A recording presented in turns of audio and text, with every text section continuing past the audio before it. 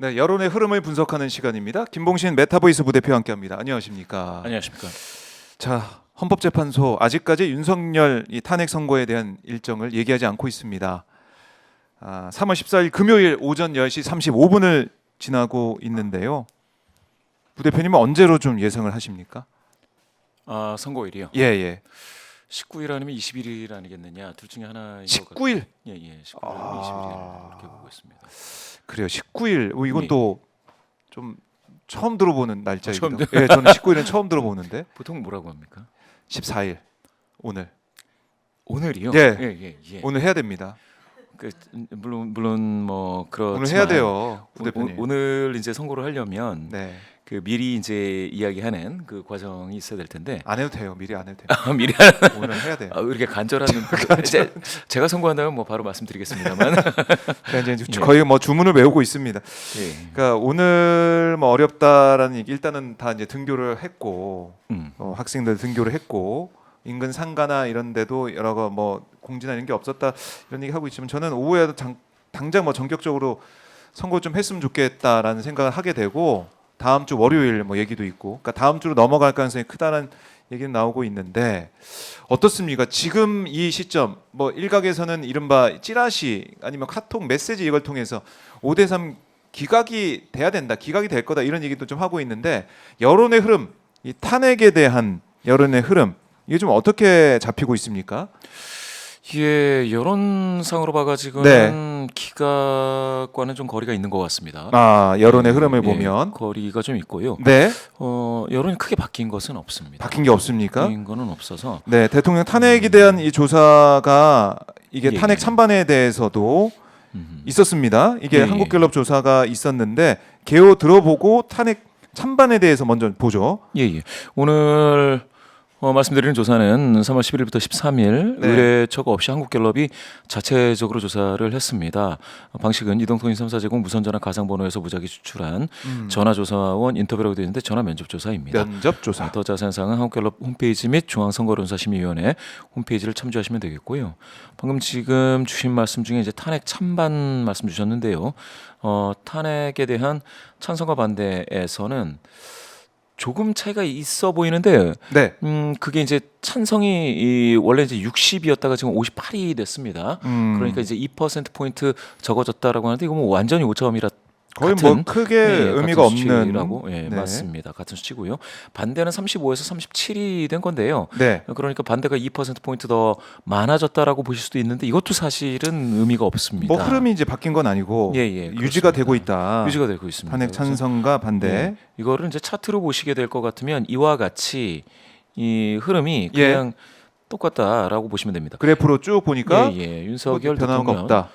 탄핵에 찬성하는 여론이 우세하다. 이게 이제 불변의 사실이고 여론으로만 따져서는요. 예. 물론 이제 작년 12월에 조사했을 때는 75까지 이렇게 높았는데요. 네. 이렇게 높았을 때는 그 진보 성향이신 분들이 굉장히 많이 응답에 적극적으로 응해 주셨습니다. 그래서 당시에는 진보 성향자가 이례적으로 많이 응답된 그런 조사라고 볼 수가 있겠고요. 네. 1월 달서부터 조금 이제 낮아져서 지금 보시면은 그냥 50% 후반 60% 그러니까 대략 한 60 정도 10명 중 6명 이렇게 표현하면은 이제 정확한 것 같습니다. 지금 그런데 이 응답을 보시면은 네. 뭐 ARS 조사에서는 굉장히 뚜렷하게 그 진보 성향자가 좀 안 잡히고 있고요. 그리고 이제 중도는 사실 이제 조금 돌아왔습니다. 그런데 이제 보수 성향이신 분들이 많이 응답을 하시고 계십니다. 예. 그런 와중에 한 60 정도가 탄핵에 찬성한다라고 하는 것은 국민 여론 보수 성향이신 분들이 조금 더 들어오신다 하더라도 이게 바뀌지 않는다. 탄핵 찬성 여론이 우세하다라는 건 바뀌지 않는다. 탄핵 찬성료는 우세하다라는 것은 탄핵이 인용 결정이 내려지게 된다고 하더라도 예. 물론 탄핵을 반대하는 사람들, 뭐 광장에 모인 사람도 있긴 해요. 예. 하지만 그게 전체적인 여론을 완전히 바꿀 만한, 그러니까 막 난리가 날 만한 그런 상황은 또 아닐 수도 있다. 왜냐하면 탄핵 찬성에 이렇게 10명 중 6명이 의견을 표시하고 있으니까 뭐 조금 혼란이 있겠지만은 크게 여론이 막 흔들리고 이런 가능성 없다 이렇게 볼 수 있겠네요. 그렇습니다. 예? 그 광장의 여론은 이제 크게 탄핵에 찬성하시는 분들이 있고 탄핵에 뭐 반대하시는 기각을 해라 이렇게 외치시는 분들이 있는데요. 사실은 침묵하고 있는 다수는 네. 탄핵에 대한 찬성 여론이 우세하다라고 보셔야 됩니다. 이게 이제 항상 우리가 이제 여론을 볼 때 광장에 계신 분들 물론 굉장히 좋은 말씀들도 많이 해주시고 이럴 수도가 있는데요. 네. 침묵하는 다수를 이제 보시는 게 아. 여론입니다. 그래서 ARS 조사 같은 경우에는 다소 좀 광장 여론이 그대로 반영되는 측면이 있다고 한다면 네. 이와 같이 전화면접 조사에서는 침묵하고 있는 다수의 여론도 반영이 되기 때문에 국민 대표성, 모집단 대표성이 더 좋다 이렇게 봐야 될 것 같습니다. 네, 알겠습니다. 정당 지지도 한번 볼까요? 이어서 정당 예. 지지도 어떻게 나왔습니까? 정당 지지도를 보시면은 정당 지지도 바뀐 게 없어요. 아, 똑같네요. 완전히 같다고 보셔야 되는데요. 지금 보시면은 더불어민주당이 40%로 횡보, 국민의힘은 36%로 횡보입니다. 완전 같아요. 같습니다. 같다. 이어지고 있다.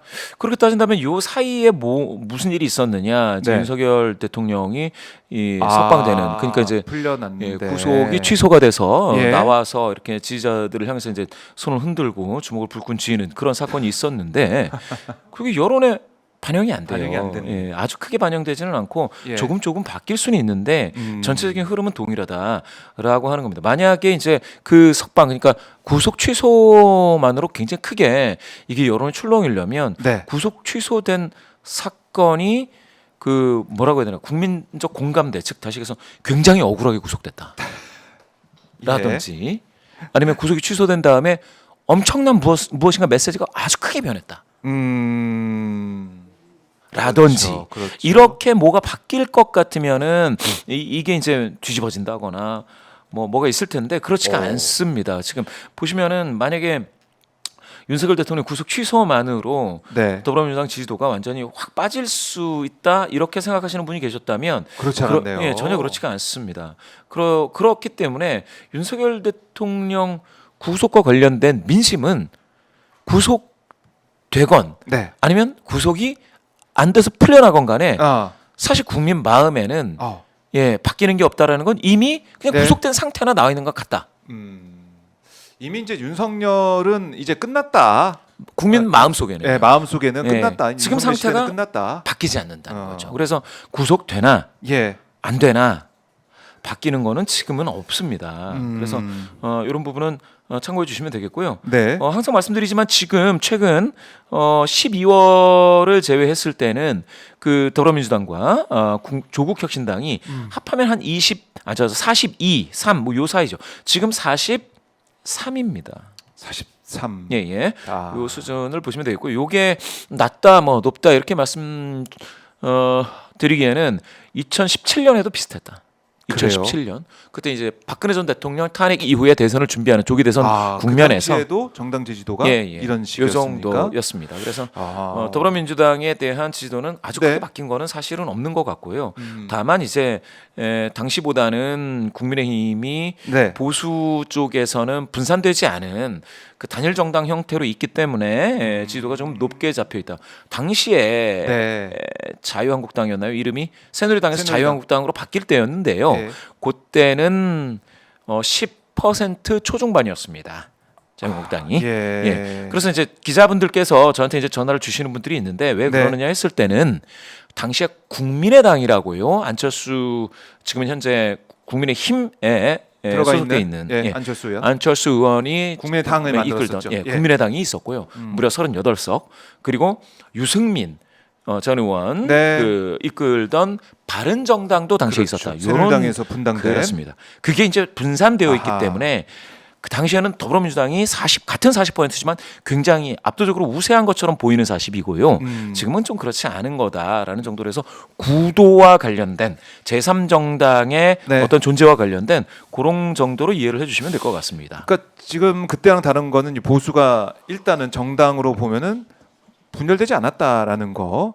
그래서 딱 응답할 때는 어쨌든 이제 국민의힘에 응답하는 사람이 많을 수밖에 없는 그런 상황인데 이게 뭐 이제 수치만 보면 얼마 차이 안 나 보이지만은 그렇지 않고 국민들의 정당 지지도 이거 봐도 민주당이 분명 앞서가고 있고 민주당의 이 행보나 이런 것들을 국민들이 많이 응원하고 있다 이렇게 볼 수도 있겠습니다. 예. 뭐 크게 변함이 없다라고. 수치상 뭐 4%포인트 차이라고 하지만 민심을 우리가 심층적으로 볼 때는 국민의힘 이 행태 이걸 우리가 받아들일 수 없다라는 생각. 아마 중도층에서는 특히 더 뭐 민주당과 국민의힘 여야라고 봤을 때는 야당에 더 힘을 실어준 모습은 뭐 이거는 뭐 부인할 수가 없을 것 같아요. 예. 네. 중도 성향이신 분들을 네. 잠깐 보시면은 43대 22입니다. 여기 격차가 좀 있죠.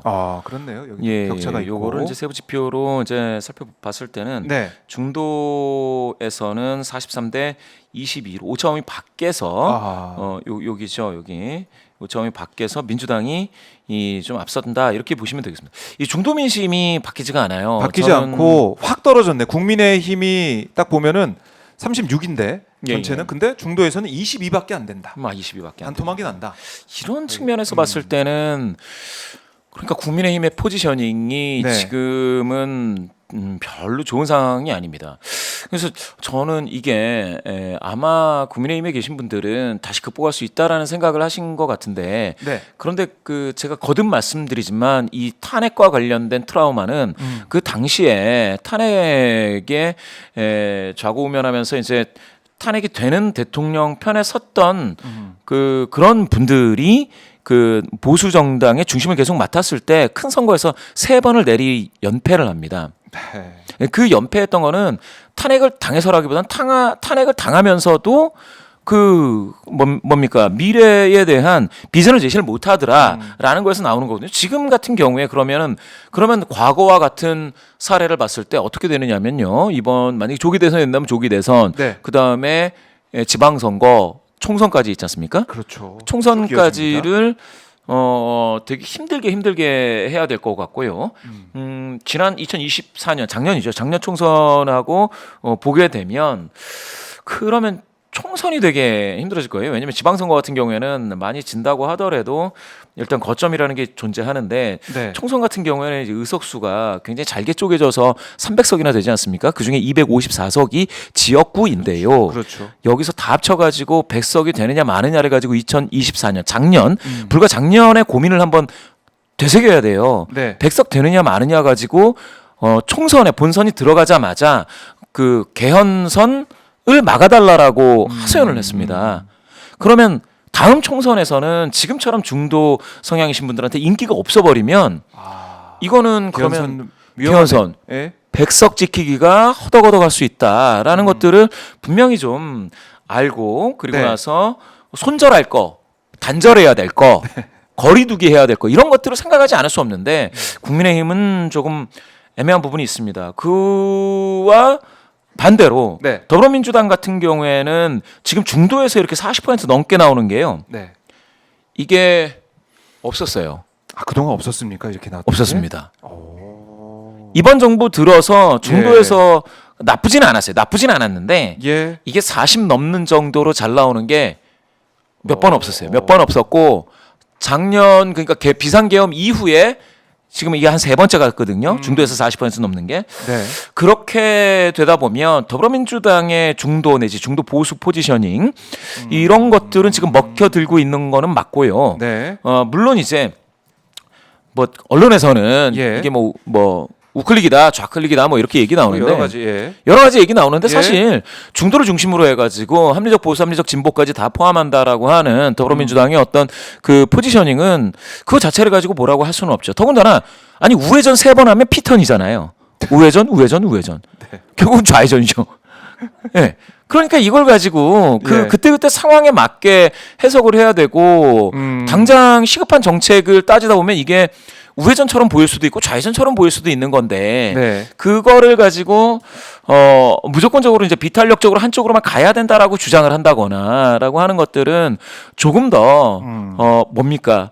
큰 정당으로서는 여러 가지 의견을 들어본다라는 자세는 그걸 가지고 뭐라고 나무랄 게 없지 않습니까? 그렇죠. 그런 의미에서라면 최근 중도에서 나타나고 있는 네. 더불어민주당의 이 높은 지지도는 눈여겨볼 필요가 있다. 이 정도 되면 앞으로 그러면 합리적 보수, 그러니까 보수 성향이신 분들 중에서도 더불어민주당에 지지를 보내는 게 이상하지 않는 시대가 또 될 수도 있는 것이다. 라는 측면에서 본다면 최근에 이 이념 성향을 가지고 무엇이라 하기가 어려워요.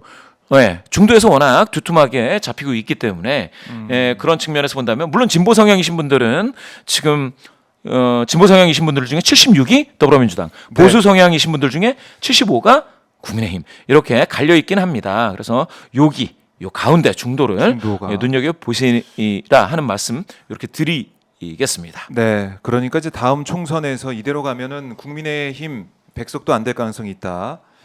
지금 현재로서는 보면은 그런 얘기고, 뭐 일단은 총선은 많이 남긴 했지만 많이 맞습니다. 과연 그 몇 년 사이에 국민들이 국민의힘의 지금 행태를 잊을 수 있겠느냐? 윤상현 의원이 얘기한 것처럼 1년 만에 다 잊겠느냐? 이 내란 사태를, 또 내란 사태 국민의힘이 어떤 태도와 어떤 행동을 했는지. 지금도 헌재 앞에서 릴레이 시위를 하고 있고, 또 윤석열 만나러 지도부가 막 가질 않나? 그 전에 체포 과정에서 관저 앞에 막 막아서, 뭐 물리적으로 막지 않았지만 어쨌든 그 앞에 가가지고 체포하면 안 된다라고 얘기했던 그 의원들 모습을 우리가 다 기억하고 있는데, 글쎄요, 국민의힘이 얼마나 태세전을 할지 모르겠지만 지금 현재로서는 어려운 상황이다. 국민들 잊지 않는다라는 겁니다. 김태수님이 극우 빼고 우리 국민 속 터진다. 언제 파면됩니까? 빨리 파면 좀 해주이소라면서 슈퍼챗을 보내주셨네요. 이제 국민들의 마음입니다. 이게 국민들의 마음이고, 이 혼란한 상황들을 빨리 정리해 주기를 바라는 마음들이 계속해서 이제 커지고 있다. 자, 그래서 파면 선고가 언제 나올까? 탄핵 선고가 언제 나올까? 오늘 아니면 다음 주 월요일, 저는 이렇게 좀 생각을 하고 있는데, 계속 저희 오마이 TV를 통해서 속보 주시해 주시고요.